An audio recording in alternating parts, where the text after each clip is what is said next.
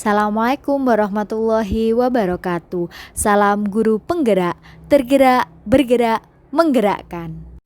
Pada kesempatan kali ini saya akan menyampaikan kesimpulan dan refleksi saya terkait modul 1.1 yang saya percaya tentang murid dan pembelajaran di kelas sebelum saya mempelajari modul 1.1, yaitu yang pertama, saya percaya bahwa murid ibarat selembar kertas kosong, di mana kita sebagai pendidik akan menuliskan kertas kosong tersebut sesuai dengan keinginan kita. Selanjutnya, saya juga paham tentang guru adalah subjek. Guru ditempatkan sebagai subjek dan murid adalah objek. Sehingga gurulah yang aktif dalam proses pembelajaran, aktif mengorganisasi kelas, menjelaskan konsep dan materi kepada murid supaya mereka bisa lebih paham. Selain itu, guru juga harus serba bisa karena gurulah yang menjadi sumber belajar bagi murid. Sehingga guru di sini dituntut serba tahu segala hal dan guru selalu yang ada di depan untuk memberikan contoh. Selanjutnya, nilai menjadi prioritas. Pembelajaran di kelas selalu berorientasi pada aspek kognitif saja.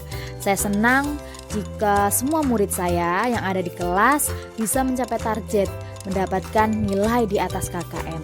Dan saya juga merasa gagal kalau misalnya semua murid saya tidak mencapai KKM. Saya juga beranggapan bahwa belajar efektifnya yaitu ada di dalam kelas. Siswa akan lebih mudah fokus jika dikondisikan di dalam kelas. Karena kelas memang diciptakan sedemikian rupa supaya murid nyaman dan bisa fokus untuk belajar. Ternyata pemikiran dan kepercayaan saya terhadap murid dan pembelajaran di kelas berubah setelah mempelajari modul 1.1.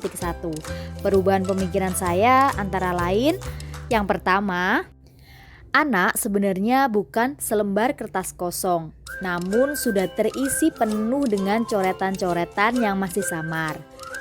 Coretan-coretan samar inilah sifat dasar yang ada sejak lahir, baik dan juga buruk.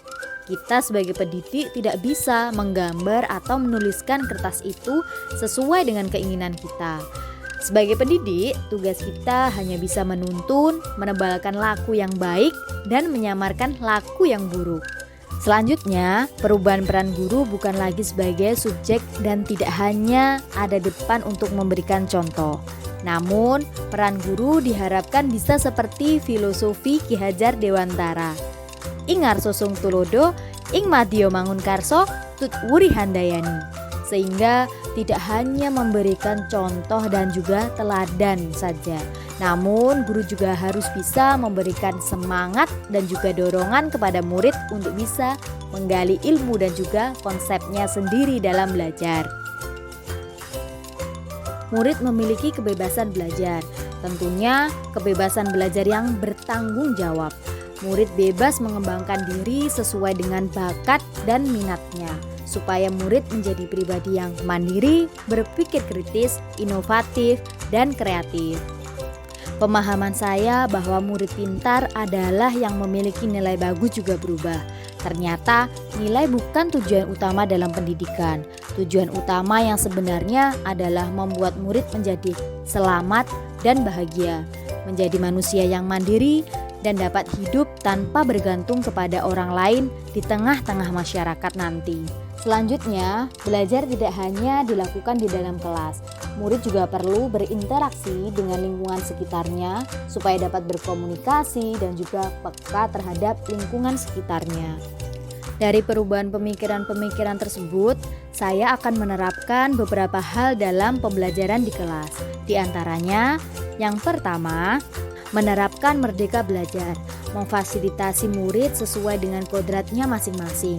Murid juga aktif menggali konsep dan keilmuannya sendiri tanpa harus selalu guru yang menjelaskan terlebih dahulu atau guru yang memberikan contoh di depan.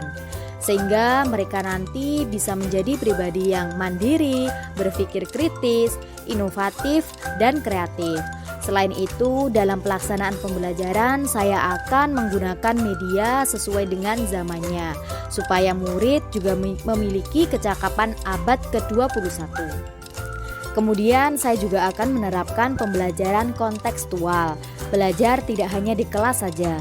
Namun di sini murid menjadikan lingkungan dan kearifan lokal sebagai sumber belajar, sehingga nanti murid dapat mengenali, melestarikan, dan mengembangkan kebudayaan yang ada di lingkungannya.